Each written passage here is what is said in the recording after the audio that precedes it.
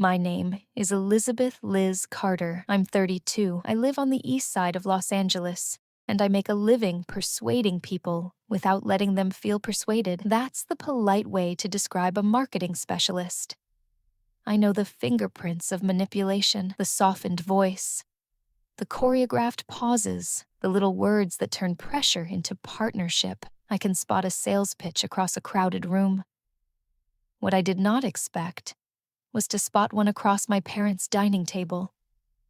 It started 3 weeks after my grandmother died. Martha Carter, Grandma Marty to me, was the flint and fabric of our family, thrifty, stubborn, generous in ways that taught you to stand up straight. She left quietly, like she lived, after months of appointments at Cedars and gentle jokes about hospital jello. I was still putting her sweaters in donation bags when my phone buzzed with a text from my dad. Dad, David Carter. Family dinner, Friday 6 p.m., important financial discussion. My stomach slid a half-inch south. We do birthdays and barbecues, not board meetings. Important financial discussion, read like a line from a corporate memo. Not my father, who usually texts me gifs of golden retrievers and sunglasses. By Friday evening, the sky over Griffith Park was bruised purple. I drove my dependable Corolla down to Eagle Rock, past yard signs and porches wrapped in string lights. When I turned onto my parents' street, I saw Kara's SUV first, gleaming, oversized, diagonal across the driveway, like a trophy that never learned to park. It was the same way Kara lives, aggressively, expensively, and slightly crooked. Mom, Linda Carter, opened the door with a smile that had too many teeth. She smells like nutmeg whenever she's nervous, because nervous makes her bake. "Hi, honey," she said too brightly. "I made your favorite, lasagna with the good ricotta." Dad was already seated, a cloth napkin folded into an anxious triangle on his lap. "Liz," he said, with a dignified nod that belonged to someone in a blazer, not to the man who taught me to parallel park using 2 trash cans and a broom. Kara was on the couch, scrolling with her thumb, a gold watch catching the lamplight.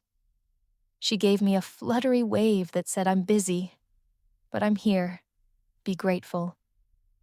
Something in the house felt staged, like the air had been ironed flat. The framed school photos on the hallway wall were a timeline of hair choices. The scent of garlic should have felt like childhood.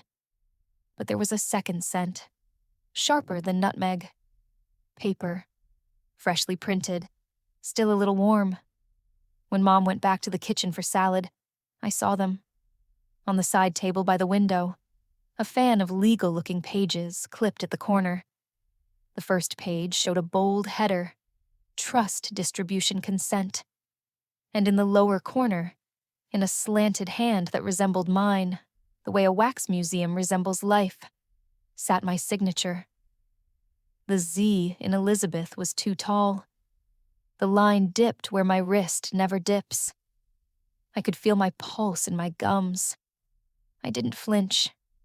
Years of client meetings have taught me that the first person to look, rattled loses.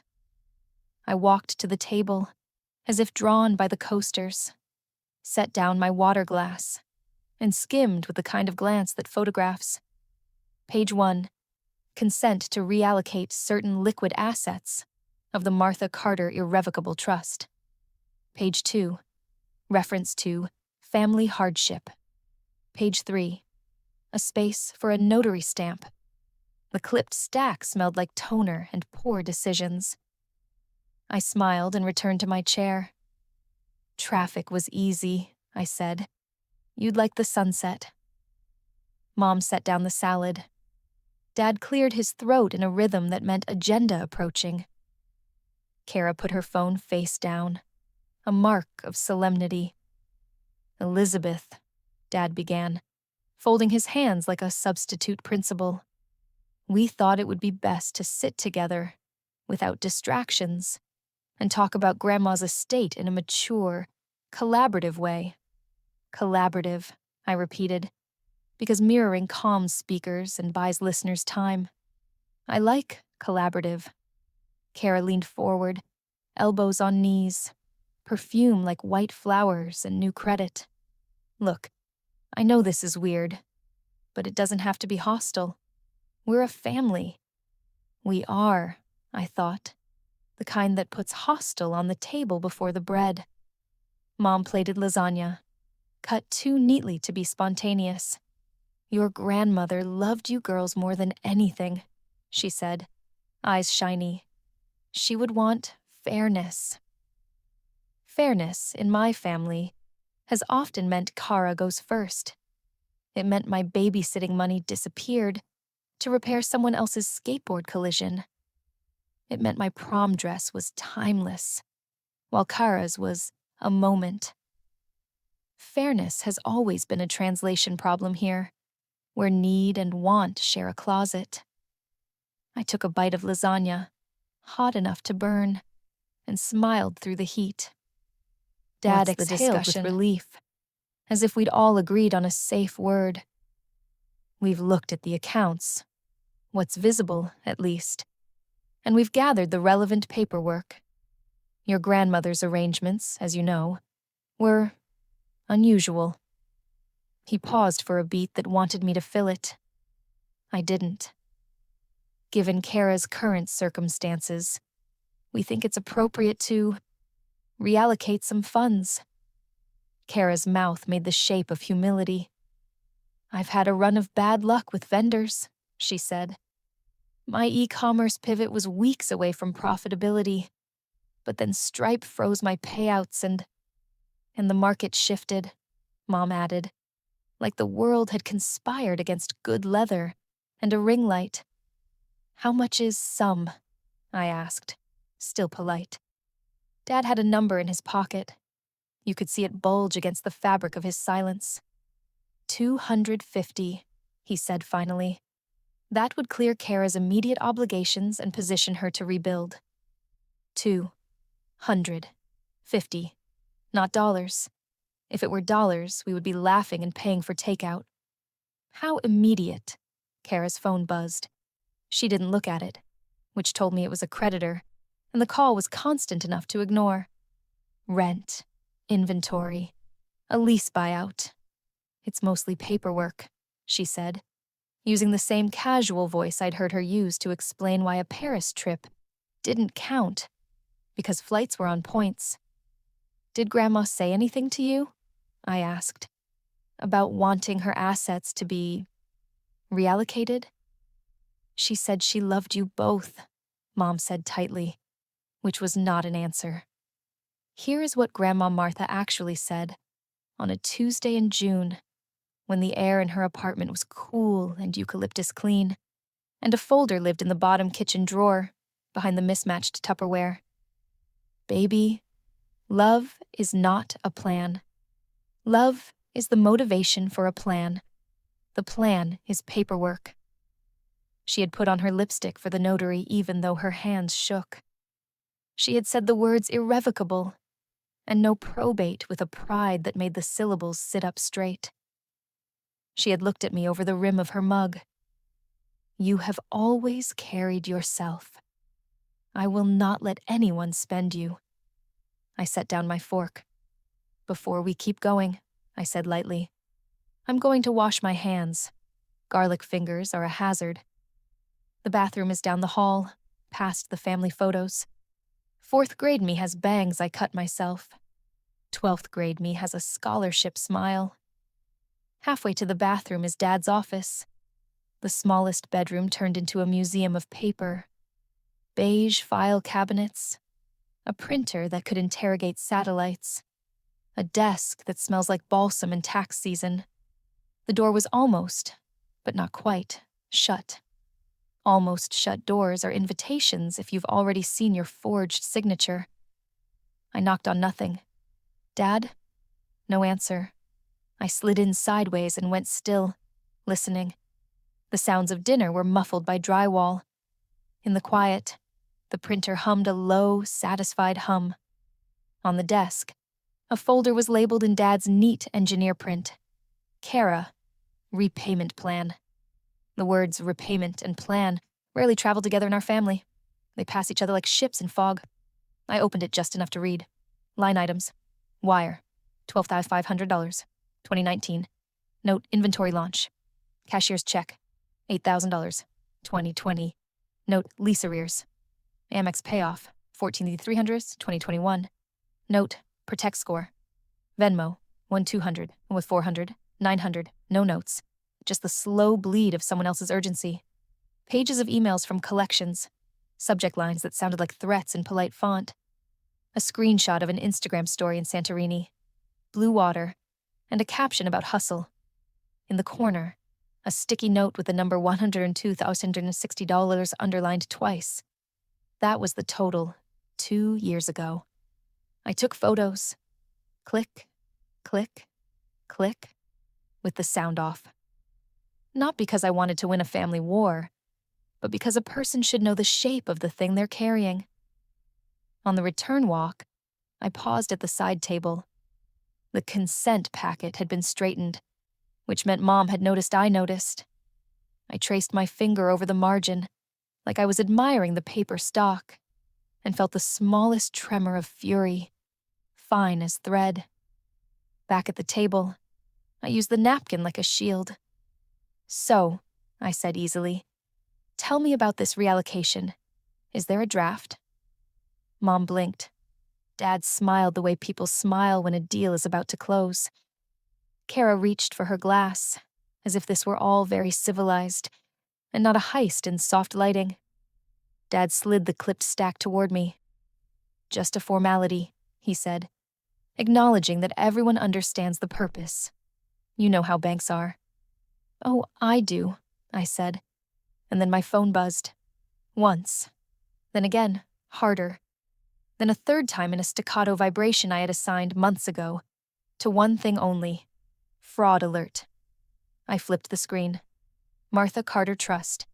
Unauthorized access attempt. Beneath it, a timestamp, a masked IP, a bright red action needed.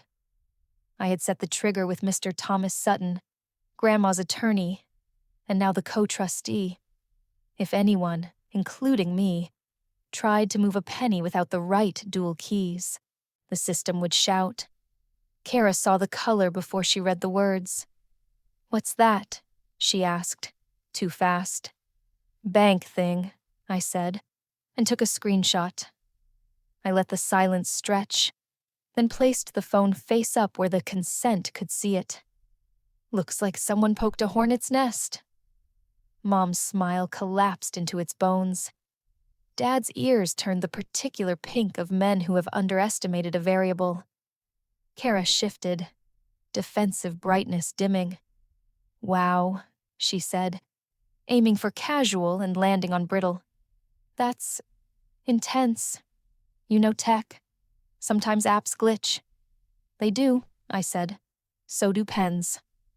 Dad tried to pour oil on water. Elizabeth, no one is accusing anyone. We are simply trying to do what your grandmother would have wanted. What my grandmother wanted, I said quietly, is written down, thoroughly, with witnesses and affidavits. What you want is $250,000. I tapped the signature line. From me. Kara's hands clenched on her napkin. She looked at me the way people look at locked doors. I'm drowning, Liz. I can't breathe. One push would get me to shore. Then sell the boat you're drowning in, I said, before I could make it kinder. Mom's breath hitched. How can you talk to your sister like a person, I said gently. Like a person who is capable of choices. Dad squared his shoulders. We are not your adversaries. I'm trying very hard not to be yours. He looked at the packet as if it might sprout legs and walk into my hands, if he stared at it with enough patriarchal concentration. Sign, and we'll handle the rest. It won't even touch your day-to-day. It already has, I said, and pushed the papers back toward him with one finger. the way you nudge a hot pan. Also, a heads up. That fraud alert, if it triggers again, Mr. Sutton gets a call. If he gets a call, so do the authorities. California treats forged signatures on trust instruments as identity theft.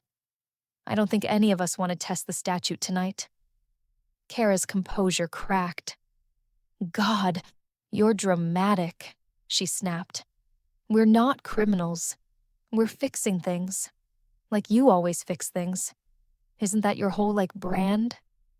My brand is telling the truth about value, I said. And value is not the same as price. The room felt smaller. The lasagna cooled into a sculpture of itself. Outside, a dog barked twice, and then decided it wasn't worth it. I could feel the evening tipping. This was either the moment we all stepped back, or the one where the fault line finally gave. Mom's voice went small.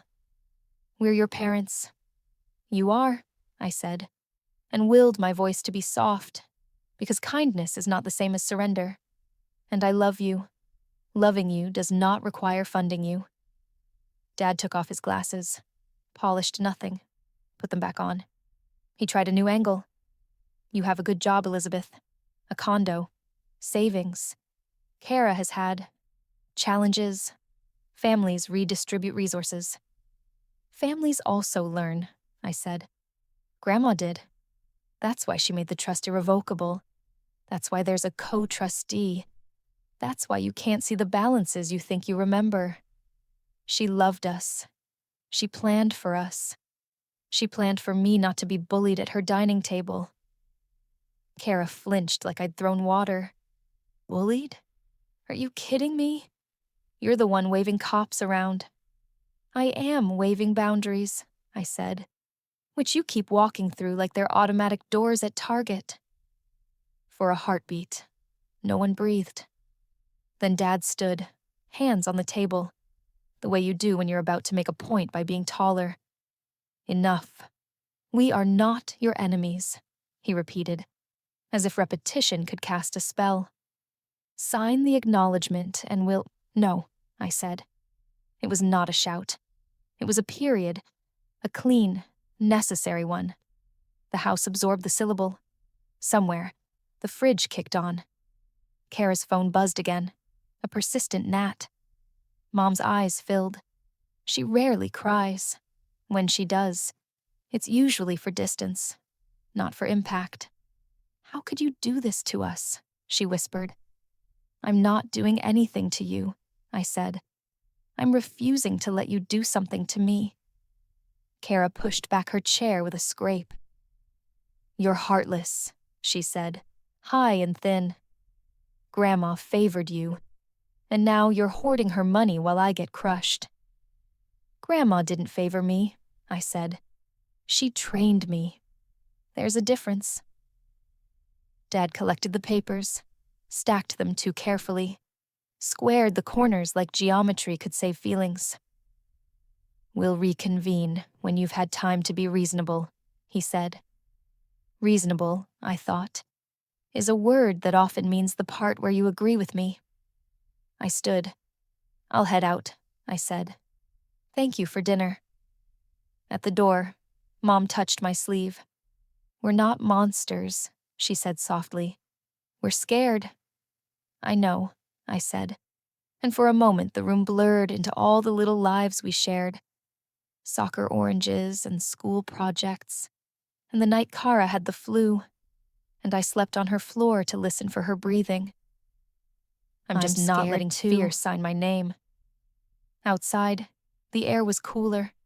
The SUV's chrome grinned at me in the porch light. My phone buzzed. Once more, this time a notification from Mr. Sutton. Saw the attempt. Locks held. Call me in the morning. I typed back. Thank you. Then I sat behind the wheel, hands at 10 and 2 like I was 17 again, and stared at the house where my history lived and my future could not. On the drive home, the city floated by in rectangles of light. At a red on Colorado, I called Jenna Lee.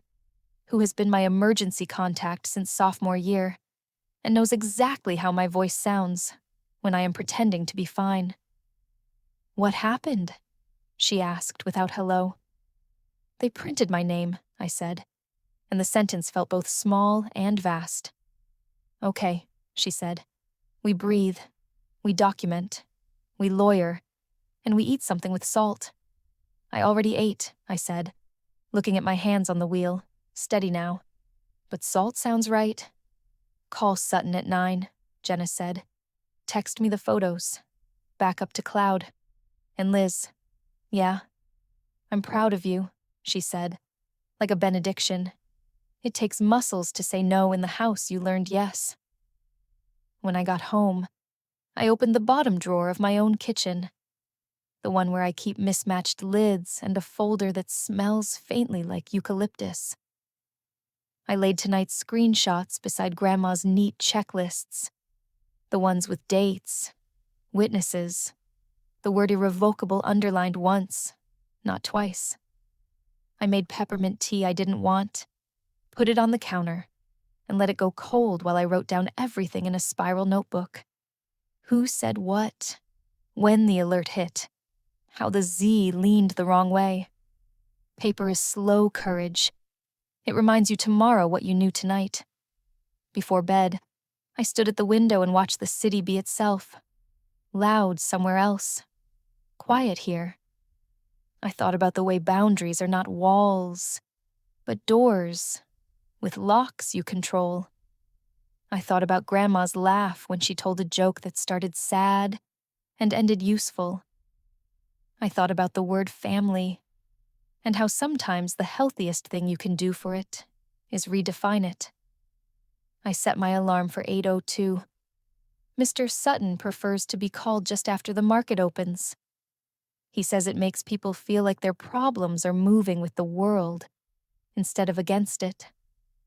I slid my phone under the pillow like a child with a tooth. The promise of a different kind of currency. And in the blue quiet before sleep, with the taste of garlic still somewhere behind my tongue, I understood something that felt like a future forming. I could love the people at that table and still refuse to finance their denial. I could be my grandmother's granddaughter out loud. I could be, finally, the adult my childhood trained. Tomorrow, there would be lawyers and letters. Tonight, there was a line drawn clean through the middle of the story. The sun was barely up when I dialed Mr. Sutton's number. It wasn't the most polite time, but it was necessary. He answered on the second ring, his voice steady and knowing. "Liz?" he asked, recognizing my number immediately. He'd been on the other end of the phone when Grandma Marty made the trust final. He was the one who had witnessed her resolve, her clarity, and her iron grip on the future. "I need to check the security alert again," I said, keeping my voice calm, knowing that my family's power plays were still fresh in my mind. "There's a red alert on the accounts. Someone tried to access the trust fund without my permission." "Let's walk through it again, step by step," he replied. Mr. Sutton's cool professionalism was a lifeline in the midst of a storm I wasn't sure I could navigate alone. We went through the process he had set up, confirming that the fraud protection was intact. The moment someone tried to move money, I'd get a notification. It was clear that the trust was untouchable by any hands that didn't follow the correct procedures. I hung up the phone after our conversation, a deep sense of relief washing over me. I had a safeguard in place. But now, the real challenge was finding a way to confront my family and make sure they understood that Grandma Marty's wishes were non-negotiable. Over the next couple of days, I buried myself in work, trying to distract myself from the growing unease. But I knew that I couldn't delay the confrontation forever.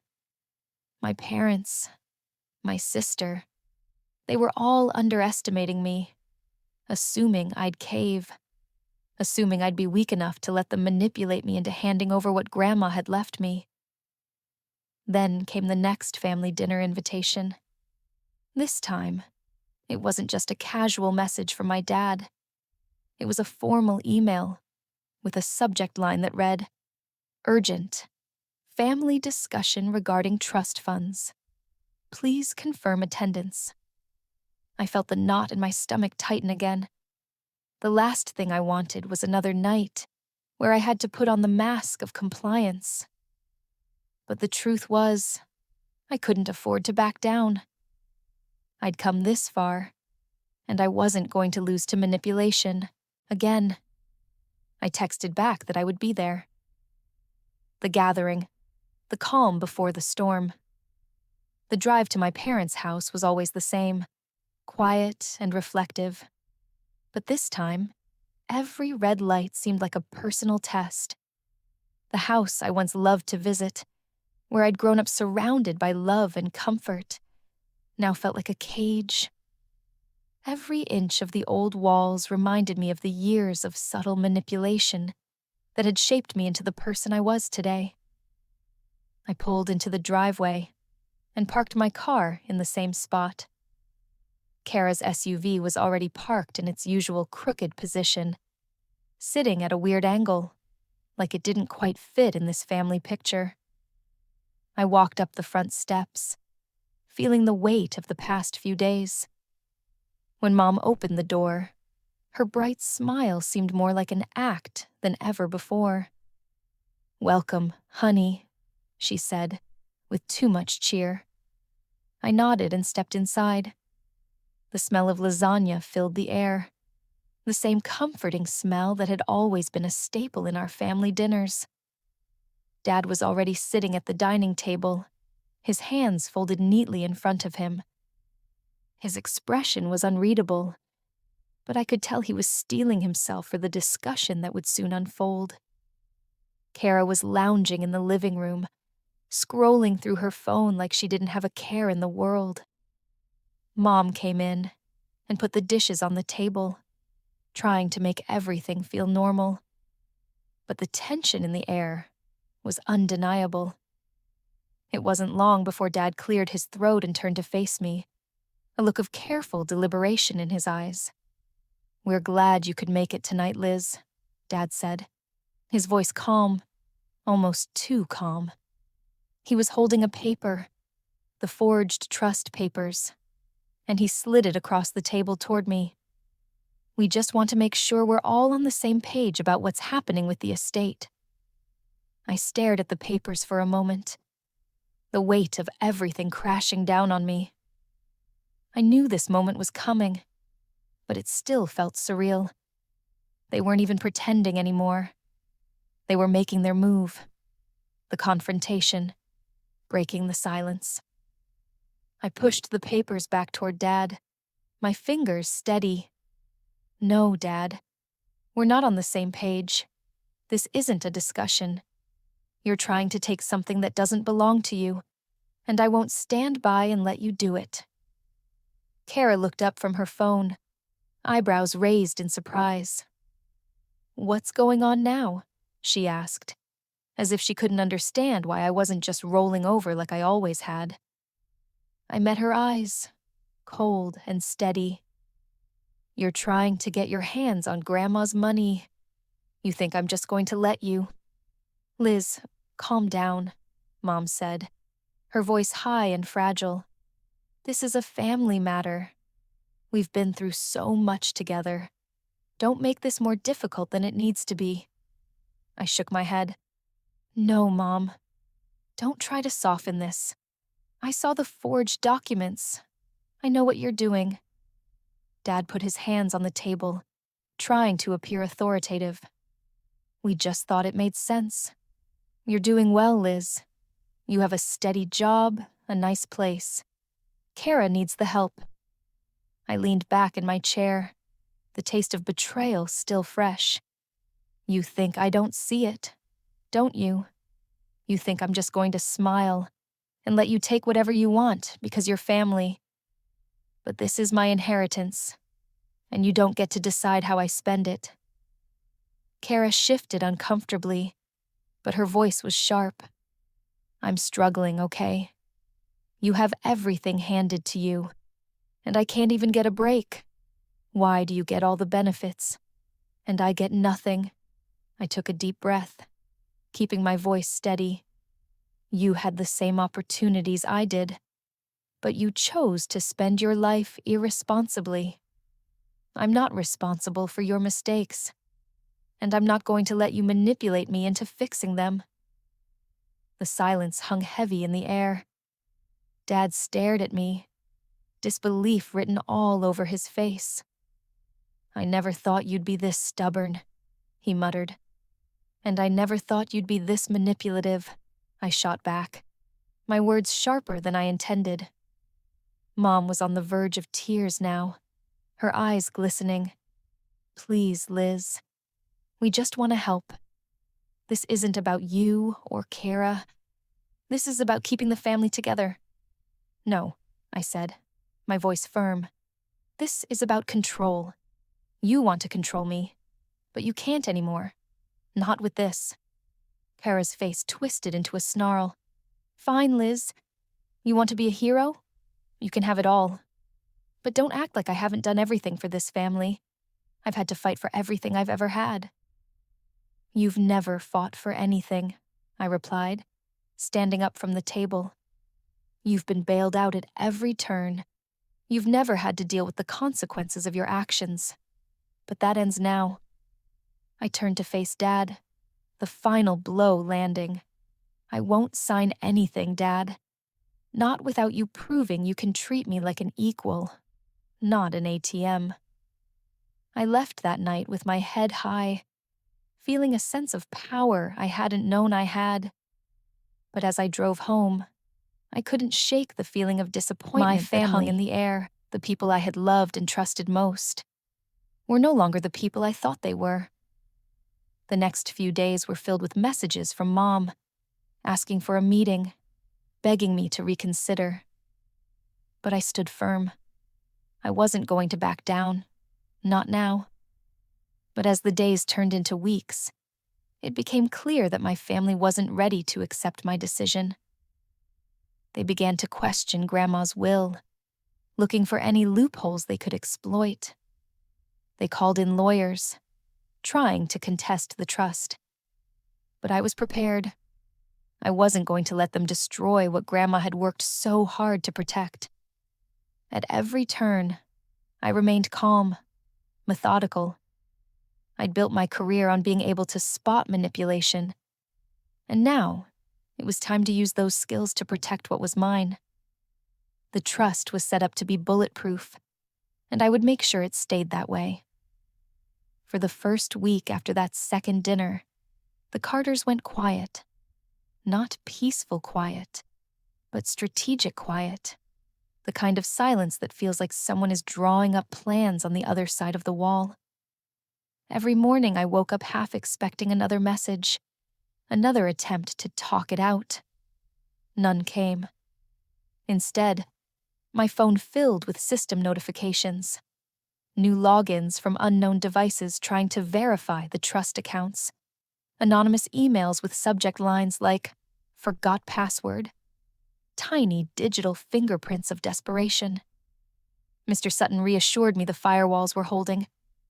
Let them exhaust themselves, he said. People like that usually do. At work, I tried to slip back into normal life. Marketing meetings, coffee in reusable cups, discussions about campaign analytics. Yet even the buzz of the office couldn't drown out the echo of my father's sentence. Families redistribute resources. It replayed in my head like a bad jingle. By the third night, I decided to visit Grandma Martha's old apartment one more time. It had been listed for sale, but I still had the keys, and the realtor had agreed to wait until next month to show it. I told myself I was going to pick up some sentimental things I'd left behind. What I really wanted was to sit in her space again, to feel the quiet competence that used to fill those walls. The air smelled faintly of lavender and old paper. Her checkered curtains filtered the streetlight into soft gold stripes. On the kitchen counter sat the coffee mug she always used, the one that said, "Think ahead." Inside one of the drawers, I found a small spiral notebook I hadn't noticed before. The first page read, in her perfect cursive, "For Liz, when things get loud. Remember, money is energy. Don't waste it proving worth. Invest it proving peace." I sat down on the floor and cried. Quiet, efficient tears that didn't need an audience. The storm breaks. The following Monday morning, my phone finally lit up. Not with family texts, but with a call from an unknown number with a San Francisco area code. When I answered, a clipped voice introduced itself as Allison Hunt, partner at Reed and Miller Probate Law. Apparently, my parents and Kara had hired her to review irregularities in Grandma Martha's estate. Of course they had. Allison was professional, almost kind. "We're reaching out for clarification," she said.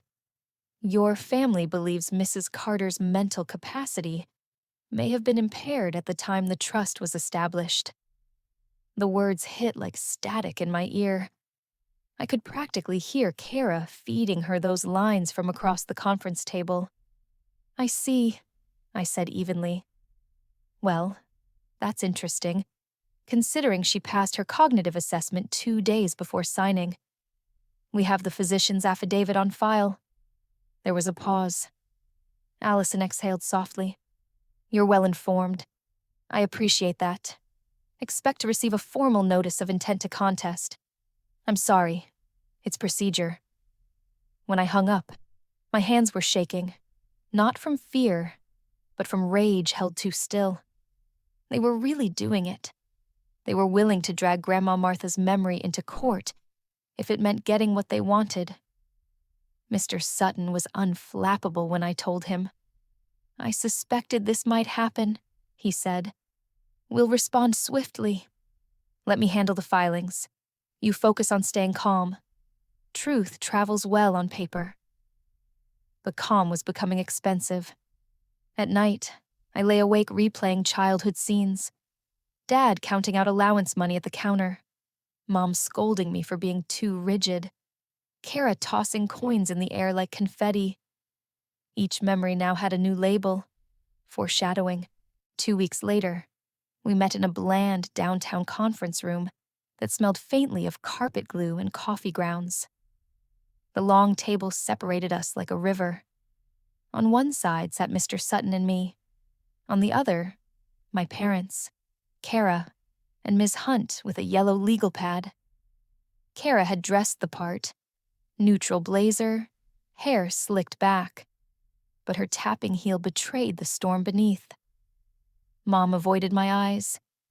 Dad looked at me the way people look at smoke alarms. Necessary, but annoying.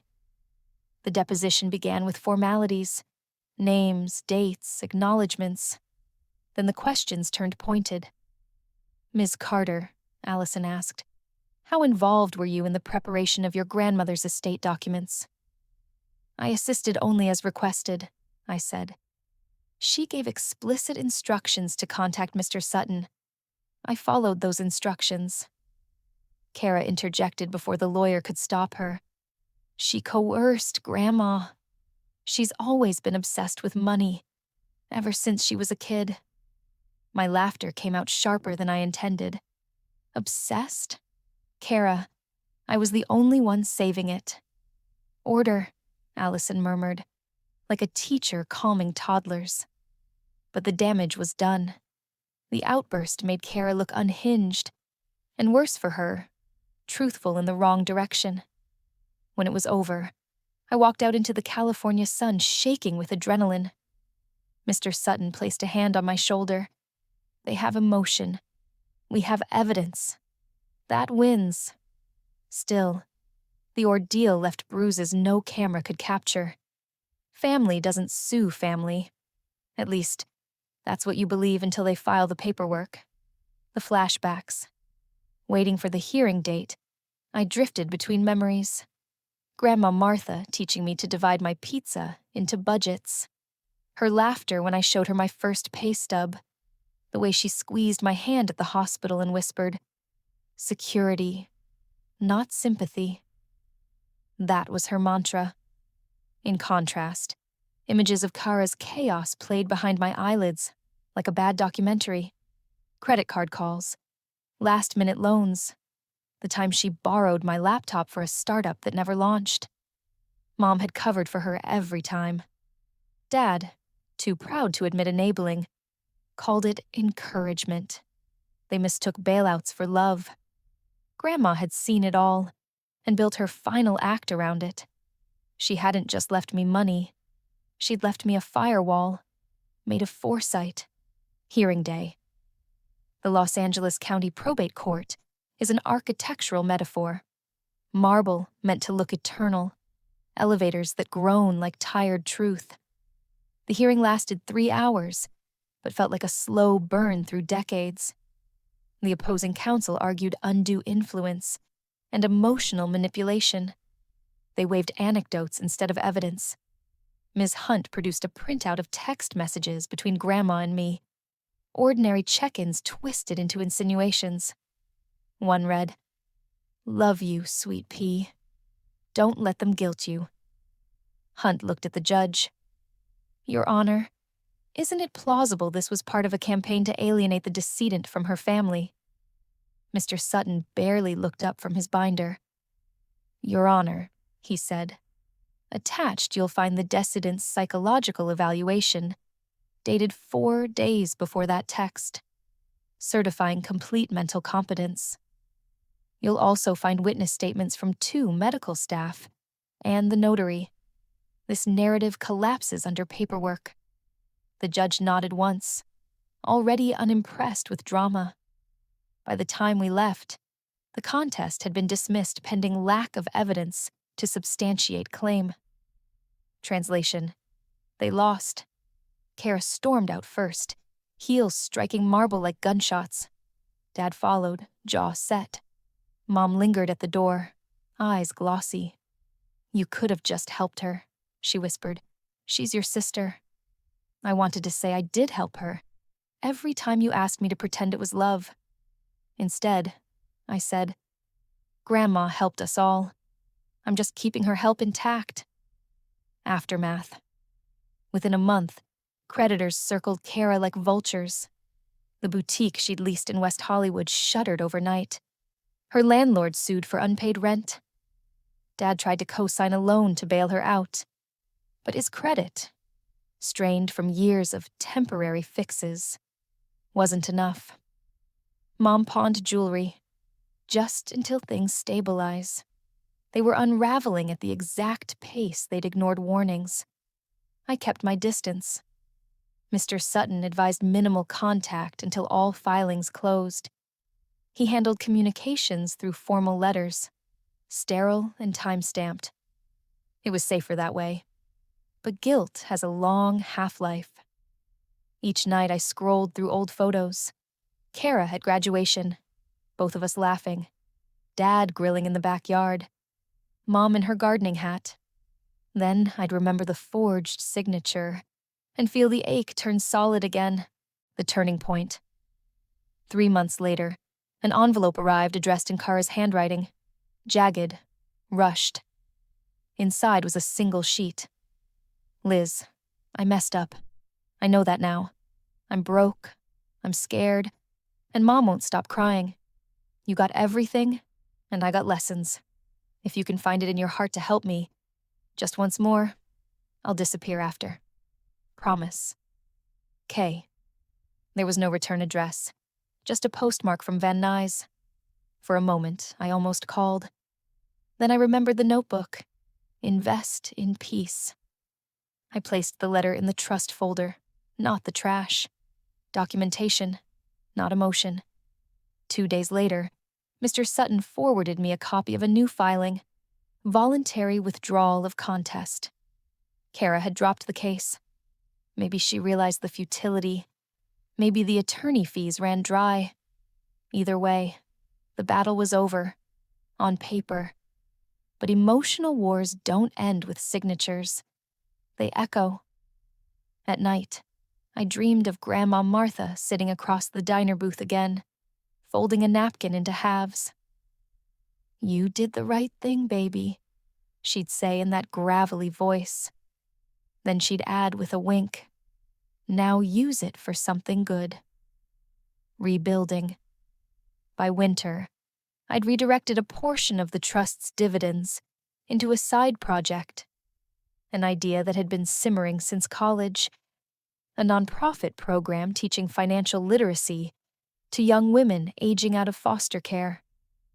I named it the Martha Fund. Every curriculum module started with the same exercise Grandma taught me, the pizza budget. It made participants laugh, then think.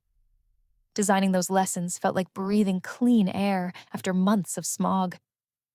Each success story was a small antidote to the toxicity I'd left behind. Still, I kept the rest of the trust locked tight. Boundaries are like passwords, effective only if you never reuse them. One last visit. Spring brought closure papers from the court. Case dismissed with prejudice. Assets secure. I drove to the cemetery in Pasadena where Grandma was buried. The lawn was trimmed, roses pale against the gray. I knelt beside her stone, the engraved words simple. Martha Ellen Carter, planner, dreamer, teacher. I told her everything. The dinners, the forged documents, the court battle, the letter. The breeze picked up just enough to move the edge of the notebook page I'd brought. The one that read, "Money is energy." I tucked it under a smooth pebble at the base of the headstone. "I kept the energy moving forward," I whispered. "I think you'd approve." The wind rustled through the eucalyptus. Somewhere, a bird shrieked its ordinary song, utterly uninterested in human melodrama. It was perfect. Epilogue of Part 3. Back home, I made tea in the Think Ahead mug and opened my laptop. Inbox. One unread email from an unknown address. Subject line. From Mom. Against my better judgment, I clicked. "We've lost almost everything. Your father's been having chest pains. Kara's gone to stay with friends. I don't expect forgiveness, but please remember, we are still your family. Love, Mom." I stared at the screen until the letters blurred. Then I closed the laptop gently, as if not to wake the ghosts inside it. Family, I realized, doesn't always end. Sometimes it just pauses where trust ran out of oxygen. Mine was on pause, indefinite. I turned off the kitchen light and let the city's hum fill the apartment. For the first time in months, the sound didn't feel threatening. It felt alive, like potential. Tomorrow, I'd meet with the board of the Martha Fund to plan our first statewide workshop. Tomorrow, the story would pivot from survival to creation. And as I slipped into bed, the final sentence of Grandma's notebook surfaced uninvited, glowing in the dark behind my eyelids. "Protect your peace, Liz. It's the only inheritance that multiplies when you keep it." 6 months had passed since the court closed the case, but the silence that followed was its own kind of noise. Sometimes it crept in while I brushed my teeth, a whisper that sounded like my mother's half-apology. "We're still your family." Other times it came disguised as relief, the kind that feels like winning and losing at the same time. I thought closure would taste clean. It didn't. It tasted metallic, like the air after lightning, sharp with possibility and residue. Work kept me busy. Campaigns, clients, deadlines. But beneath the rhythm of digital metrics and marketing decks, I could feel an undercurrent pulling me somewhere else. Maybe it was Grandma Martha's voice in my head reminding me, use it for something good. So I threw myself into the Martha Fund. The foundation grows.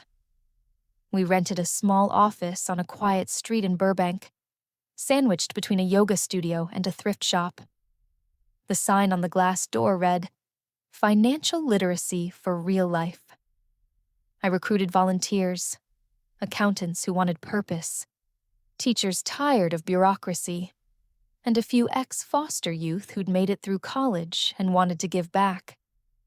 The first workshop was modest. 12 participants sitting in folding chairs, pizza boxes on a card table.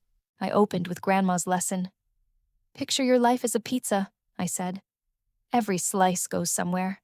Rent, food, savings, generosity, joy. The trick is deciding before you're starving." They laughed, exactly like she predicted they would, and the tension eased.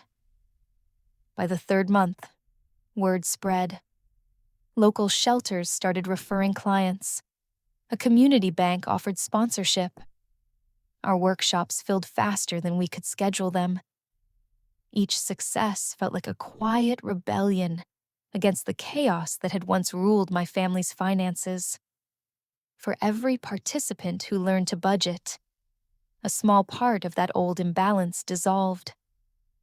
Still, some nights, I'd close up the office and drive home through the city's glittering grid, wondering how my parents were surviving the wreckage. Curiosity is dangerous. It masquerades as compassion. I resisted the urge to reach out. Peace is not built by reopening wounds. The unexpected message. Then, one rainy Tuesday evening, an email arrived. Subject line: "Follow up on the Martha Fund inquiry." It was from a law firm in Sacramento. At first, I assumed it was another sponsorship request, but the body of the email read, "Dear Miss Carter, we represent a client who wishes to make a private donation in honor of Martha Ellen Carter. She asked that you confirm the foundation's tax-exempt status and mailing address." The signature stopped me cold. Kara Carter. For a long minute, I just stared. Part of me waited for the punchline, the hidden motive, the angle. But the law firm looked legitimate. The routing information attached to the note indicated a trust account deposit. Small, but real. I replied carefully. "Thank you for reaching out. We confirm 501(c)(3) status. Please extend our gratitude to your client." 2 weeks later, a check arrived for $5,000 with no message attached. I stood in the office holding it like something fragile and radioactive. It wasn't forgiveness, but it was a signal, an acknowledgement that maybe, finally, Kara had stopped fighting ghosts. I deposited it into the education grant fund. Energy, as Grandma said, redirected instead of wasted. News from home. By summer, the Martha Fund had grown beyond what I imagined. A local newspaper featured us in a Sunday profile. From family feud to financial freedom. How one woman turned betrayal into a movement. The headline made me cringe, but the story brought donations. That same week, Aunt Rebecca called, the first family member who had stayed neutral through everything. She didn't bother with small talk. "Liz," she said softly, "your father had a mild heart attack last month. He's stable now. They've moved to a small apartment near Riverside." I pressed my thumb against the counter, grounding myself. "How's Mom?" "Tired. Regretful, I think. She asks about you." I didn't know what to say. The idea of seeing them again made my chest tighten, but so did the idea of doing nothing. "Tell her I'm glad he's recovering," I managed. That night, I lit a candle on my kitchen table, not out of guilt, but respect for the complexity of loving people who had hurt you. A visit. Deferred weeks passed. I drafted an email to Mom more than once, then deleted it each time. What could I possibly write? "Hope you're well," despite nearly defrauding me? Every version sounded wrong. In the end, I decided silence was still the cleanest boundary. Instead, I poured that restless energy back into the foundation. We expanded our programs to include emotional finance counseling, how to separate money from manipulation. A therapist volunteered to lead sessions about financial trauma. Listening to others describe their family's guilt tactics felt like group therapy for me too. I wasn't alone in my story. I'd simply lived the deluxe edition.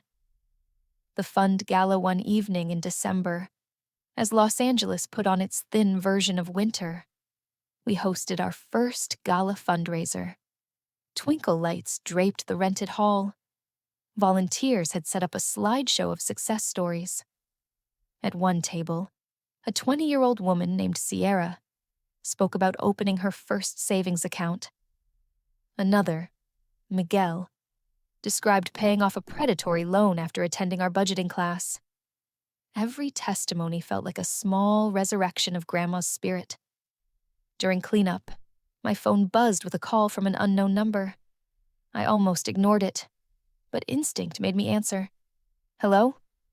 A pause, then a trembling voice I hadn't heard in over a year. Liz, it's Mom. The call for a second. My throat closed. She spoke quickly, as if afraid I'd hang up. I saw the article about the foundation. It's wonderful, sweetheart. Thank you, I said carefully. I didn't call to ask for anything, she continued. I just wanted you to know your father's doing better. He asks about you. Kara's moved up north. She's working part-time at a community college. The details tumbled out like offerings. Finally, she added, I know sorry doesn't undo it, but I am. Every day, I leaned against the counter, eyes stinging. Mom, I said slowly, I believe you're sorry. I just can't go back to before. I understand. There was a fragile pause. Your grandmother would be proud of you, she whispered.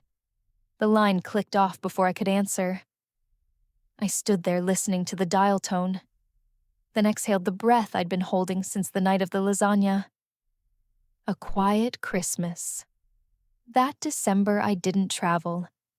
I spent Christmas Eve volunteering at a shelter our foundation partnered with, serving hot meals and handing out budgeting worksheets disguised as games. The clients laughed. Kids chased each other between tables, and someone's Bluetooth speaker played Motown carols. Later, walking home through damp streets, I passed a house glowing with family inside. Laughter, chaos, the works. A twinge of envy flickered, then faded. Peace can be loud or quiet. Tonight, mine was quiet. Back at my apartment, I brewed cocoa, opened Grandma's notebook again, and added a new line under her last. Forgiveness is a boundary, not a reunion. A year later, time has a way of rounding sharp edges. By the next spring, the Martha Fund had grown into 3 full-time staff members and a waiting list for workshops. I moved the office to a larger space downtown. Our motto, security, not sympathy, hung in bold letters above the entrance. One afternoon, while reviewing grant applications, my phone chimed with a text from an unknown number. It's Kara. Mom told me about Dad's recovery. I wanted to thank you for not hating me forever. I'm teaching intro accounting now. Guess the irony's not lost on me. A photo followed. Her classroom whiteboard covered in pie charts labeled need versus want. For the first time in years, I smiled without bitterness. Maybe Grandma's lessons had reached her too, just through a longer route.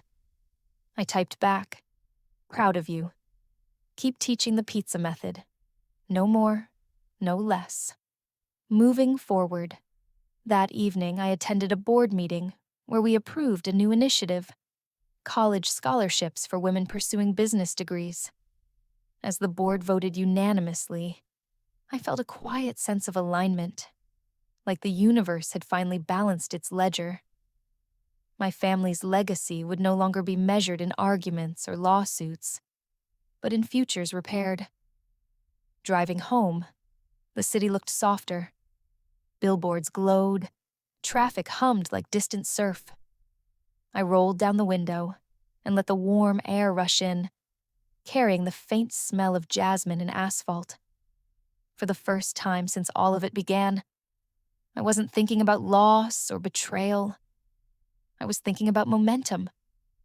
When I reached my apartment, I placed Grandma's mug on the counter, filled it with water, and set a single tulip inside.